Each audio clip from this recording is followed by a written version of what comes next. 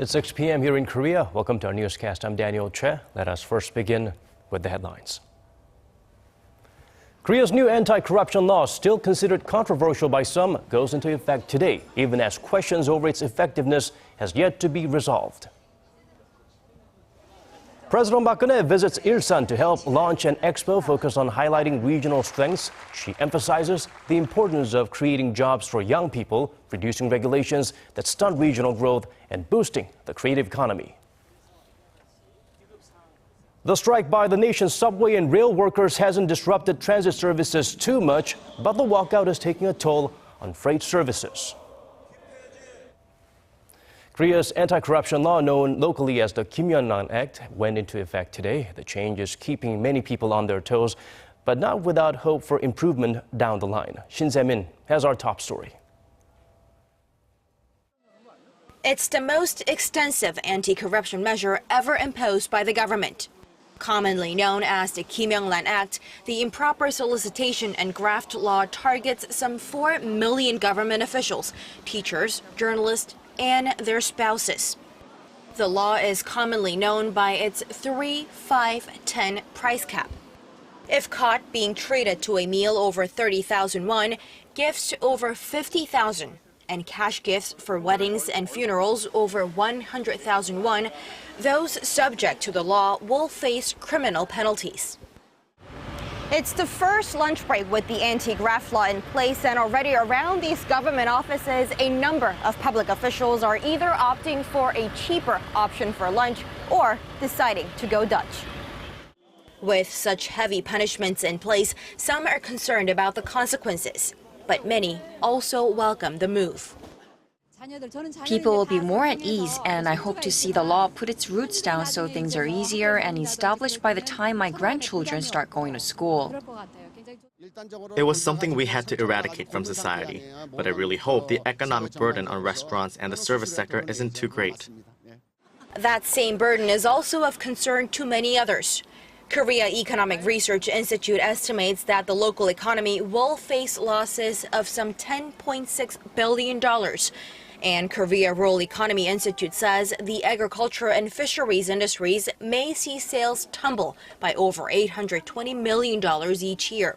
But economists say when you look at the bigger picture, if Korea's corruption perceptions index nears the OECD average, the country will see an annual 0.2 percentage point improvement in economic growth. Currently, that index for Korea is at 56 points, while the OECD average at 67.2. And as the law takes effect, hopes are high that the first aggressive step towards uprooting bribery and corruption will eventually help create a more transparent society with more robust economic potential. Shin Se-min, Arirang News. The government sees the so-called Kim Yong-nam Act as more than just a small step, but a giant leap for a better Korea. Our Hwang Ho-jun takes us through the history of that law from its conception to implementation. Korea is no stranger to corruption, with public officials implicated in any number of scandals over the years. However, the scandals came to a head in 2010 when a group of current and former prosecutors were tried for influence peddling and receiving bribes, sexual favors, or luxurious meals in what came to be called the sponsor prosecutor incident. The incident caused a public uproar, as the most prominent figure was later found not guilty and faced no charges. 2 years later, in 2012, Kim Yong-nam, the chair of the Anti-Corruption and Civil Rights Commission at the time, proposed a law that would punish public officials who accept bribes in any form. After several revisions, the bill was finally submitted to the National Assembly in July of 2013. It was held up by political wrangling and more revisions, including one in January 2015 that added journalists, private school teachers, and their spouses to the list of people covered by the law. It would become the most contentious revision yet. Finally, the National Assembly passed the bill in March of 2015, 19 months after it was first submitted. 2 days later, both the Korean Bar Association and the Journalists Association of Korea filed a constitutional petition claiming that the bill was unconstitutional on various grounds, including its wide scope and potential for misinterpretation and freedom of speech violations. However, on July 28th of this year, The Constitutional Court ruled the act constitutional, rejecting all petitions to the contrary. 2 months later, the law went into effect on September 28th. Although there are expectations that it will take some amount of trial and error to work out the kinks, the government hopes the act will have a positive impact on Korea's future. Hwang Ho-jun, Arirang News. In the domestic political arena, the ruling Saenuri Party has agreed to give up its boycott of parliamentary affairs in order to let a regular audit proceed. For more, let's connect to our Jim Yong Kim, who is on the line from the National Assembly. Yong Kim, what's the latest? Hello, Daniel. Saenuri Party Chair Lee Jong-hyun said Wednesday that he has asked lawmakers to rejoin the parliamentary audit starting Thursday. He said, however, that he would continue his hunger strike to demand the resignation of Assembly Speaker Chung Se-gyun.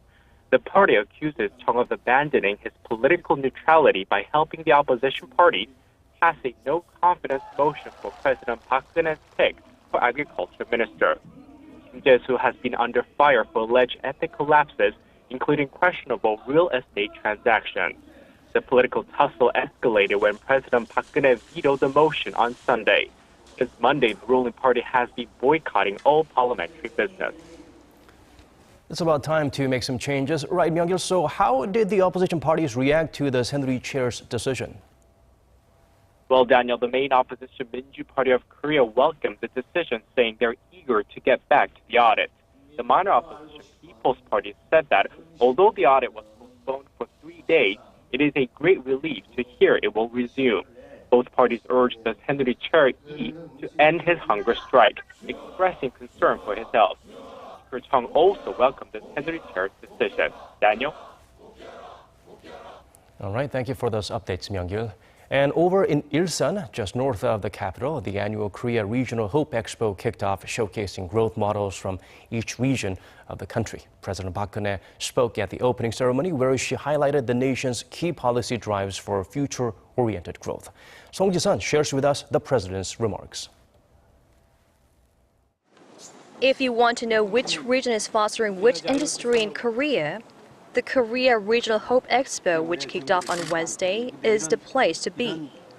The regions exhibited their best practices, products, and blueprints for the future, centered around their strategic industries.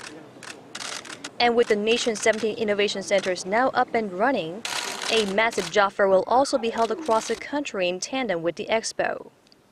올해의 전시 주제는 지역 발전의 패러다임을 사칙 연산으로 압축해서 보여주고 있습니다. 청년들의 간절한 염원인 일자리는 더하고 지역 경제의 발전을 가로막는 규제는 빼고 각 지역에 활력을 불어넣는 창조 경제는 곱하고 지역 주민들의 삶의 질을 높이는 희망은 나누는 것입니다. Seeking greater synergy between the administration's two key policy drives, the creative economy and cultural prosperity, President Park also encouraged provincial governors to create cultural content tailored to their regions to further boost the local economy. 우리나라는 세계 어느 나라에 내놓아도 뒤지지 않는 유구한 역사와 독특하고 훌륭한 문화유산을 보유하고 있습니다. 이러한 각 지역의 문화 자산의 스토리를 가미하고 ICT를 결합해서 혁신적 사업 모델을 개발하면 무한한 부가가치를 창출하고 좋은 일자리를 많이 만들 수가 있습니다. President Park said that having a creative strategy customized to each region is the way to survive and take a leading position in the fourth industrial revolution, and that innovation, deregulation, and restructuring are the keys to success. Song Ji-sun, Arirang News. In national defense matters, the U.S. government has revealed that it wants to deploy its THAAD missile defense system to South Korea as soon as possible. Also, Washington is working with its allies to cut North Korea off from income it could use for its nuclear weapons development. Our Connie Kim tells us more. A senior U.S. official says Washington plans to deploy the THAAD missile defense system to South Korea as soon as possible. Speaking at a congressional hearing on Tuesday, U.S. Assistant Secretary of State for East Asia and Pacific Affairs Daniel Russell said it was crucial to upgrade defensive systems, given the pace of North Korea's missile tests. Russell said he could not pinpoint the exact timing, but said the South Korean government will be able to reveal the timetable once it's finalized. Seoul and Washington had planned to deploy THAAD to the south by next year, but some have suggested the deployment be sped up as North Korea seems ready to deploy nuclear weapons at any time. Given China's deep objections to the deployment, Russell again emphasized that THAAD is purely defensive and aimed at deterring North Korea's threats and protecting South Korea. In a written statement also released Tuesday, Russell said Washington is working closely with Seoul and Tokyo on cutting off North Korea's sources of income for its nuclear weapons development. He said these efforts will take various forms, including cutting off revenue generated through the North's coal trade and blocking income from North Korean workers overseas. North Korea's coal exports take up nearly half of the regime's total export volume, and some 50,000 North Koreans are believed to have been sent abroad to earn foreign currency for the regime. Connie Kim, Arirang News. South Korea's nuclear chief Kim Jong-un has called on the international community to employ strong, unified countermeasures against North Korea's nuclear threats. During a keynote speech at the 60th anniversary of the International Atomic Energy Agency in Vienna, Kim said North Korea is the only country in the world to have conducted nuclear tests in the 21st century, going against global non-proliferation efforts. The official explained South Korea's efforts to support the IAEA's goals of achieving nuclear safeguards, security, and safety. IAEA reports have been saying that North Korea is making continuous progress at its main nuclear facilities. Today is the second day of a subway and rail strike here in Korea, but passenger services appear to have run relatively smoothly during the morning commute. However, according to our Lee Min-young, freight train services are taking a hit, and the government has called for an end to the walkout. Korea's subway and railway workers are in the second day of a strike against the government's adoption of a performance-based pay system. It's the first subway and railway strike in 22 years. According to an estimate released by the Transport Ministry on Wednesday, nearly 40% of Korail workers are participating in the walkout, while subway companies' labor unions had a high participation rate. Almost half of all workers with Seoul Metro, which operates subway lines 1 through 4, and 1/3 of workers with Seoul Metropolitan Rapid Transit, which runs subway lines 5 through 8, have walked off the job. Even with the walkout, subway companies have vowed to keep services at normal levels during the morning and evening commute. Off-peak subway services will run at about 80% the normal capacity, which means passengers will have to wait another 2 to 7 minutes between trains during the strike. Regular train services will only run at 60%, but KTX bullet train services will operate at the usual levels. The Seoul city government had announced Tuesday that it had enough temporary workers to fill the gaps left by striking workers, and the city plans to dispatch hundreds more to subway stations this week. Freight train services took a direct hit from the strike, triggering concerns about a massive logistical disturbance. Freight operations have dropped to 26% of normal levels, and the shipping volume has shrunk to less than half of normal capacity. Korea's finance minister on Wednesday called the ongoing strikes, including a walkout by unionized workers at Hyundai Motor, selfish, and called for them to end, saying the general public will be affected. Korail has dismissed 100 workers who it says led the walkout and announced it is considering whether to take disciplinary action against other strike participants. Lee Min-young, Arirang News. Moving on to other stories now, disgraced Lotte Group chairman Shin Dongbin appeared at the Seoul Central District Court this morning for questioning that will determine the validity of a warrant for his arrest. Prosecutors requested it on Monday for embezzlement and breach of trust charges against him, amounting to roughly $154 million. Before entering the building, Shin told reporters he would answer the court's questions sincerely and apologize to the public for causing concern. Whether the chief of the nation's fifth largest conglomerate is taken into custody will be decided this evening. Shin's father and Lotte founder Shin Gyok-ho and his older brother Shin Dong-ju are also expected to be handed over to the court sometime next week on corruption charges, but without detention.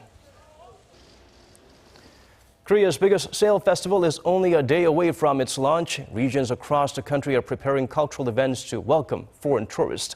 According to the Culture Ministry, 55 cultural events, large and small, ranging from fashion shows and parades to theatrical plays, are being prepared across the country during the Korea Sale Festa, some of which will start on Thursday.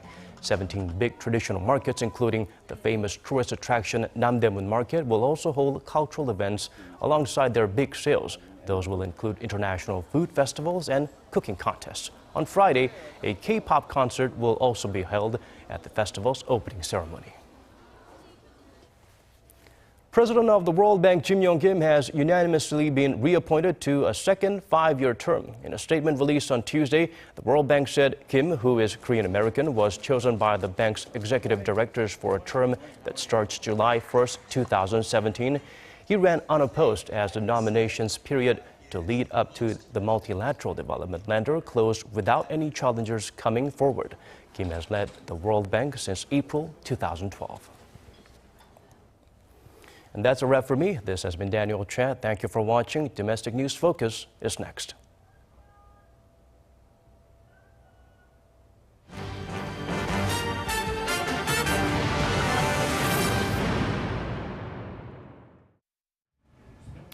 Thanks for staying with us. I'm Devin Whiting with your in-depth domestic news. The Korean government says firms in the petrochemical industry suffering from oversupply need to voluntarily make efforts to reorganize their business. At a meeting with local petrochemical CEOs, Korea's industry minister, Ju Hyung-hwan, said they need to take preemptive measures to manage and cut down on unnecessary business in light of increased global competition. The country's petrochemical sector has been suffering from a global supply glut on the back of low oil prices, which has dealt a blow to Korea's exports. The minister said local firms need to reorganize their facilities to curb output of the affected products and instead move to higher value-added items. Ju said the government will provide financial support to those that carry out reforms. Korea's 3 main mobile carriers have resumed distribution of the Samsung Galaxy Note 7 to customers who pre-ordered the device. Around 20 to 30% of the 400,000 Galaxy Note 7s pre-ordered in Korea have yet to be sent out. SK Telecom, LG U+, and KT are also preparing to restart new sales of the phones on and offline in Korea on October 1st. Samsung has extended special offers to pre-order users, including a free fitness wearable, the Smart Band Gear Fit 2, through October 15th. Samsung Electronics released the phone on August 19th, but announced a massive global recall on September 2nd, amid a handful of reports of battery overheating problems. Passengers who cancel their international flight tickets 91 days before departure will no longer be subject to cancellation charges. Korea's Fair Trade Commission announced Wednesday that it had reviewed and revised the terms and conditions of 7 Korean airlines that charge cancellation fees for international flights but don't take into account how many days are left until departure. The 7 airlines subject to the change are Korean Air, Asiana Airlines, Jeju Air, Air Busan, East Star Jet Airlines, Jin Air, and T-Way Airlines. Going forward, for tickets canceled less than 90 days ahead of time, the refund will be made in proportion to the numbers of days left before departure. The Fair Trade Commission hopes this move will help reduce the number of disputes over airline cancellation fees, which account for 85% of consumer compensation claims filed at the Korea Consumer Agency. New data show the number of marriages and childbirths in Korea is declining sharply. This as Korea becomes an aging society. Kim Hye-sung has the details. Data show new marriages and childbirths in Korea have fallen to a new record low. According to Statistics Korea, in the first 7 months of the year, 165,000 couples tied the knot, a drop of 8% from the same period last year. In July, the decline was even steeper at 10%. Accompanying the fall in marriages was a new record low number of births. Fewer than 250,000 babies were born between January and July, a near 6% fall from the same period a year earlier. And as Korean society ages, the number of deaths has increased slightly by about 0.1% to 164,000. Kim Hye-sung, Arirang News. And starting in 2018, drivers 75 and older will have to renew their licenses more often. The Ministry of Public Safety and Security announced Wednesday that senior citizen drivers will have to take a course in road safety and pass the required tests every 3 years instead of the current 5. The measure comes as the number of drivers older than 65 have increased nearly 70% over the past 5 years. On top of the more frequent testing to help keep senior citizens safe behind the wheel, the government will also implement special protective measures to reduce the number of traffic accidents involving elderly pedestrians.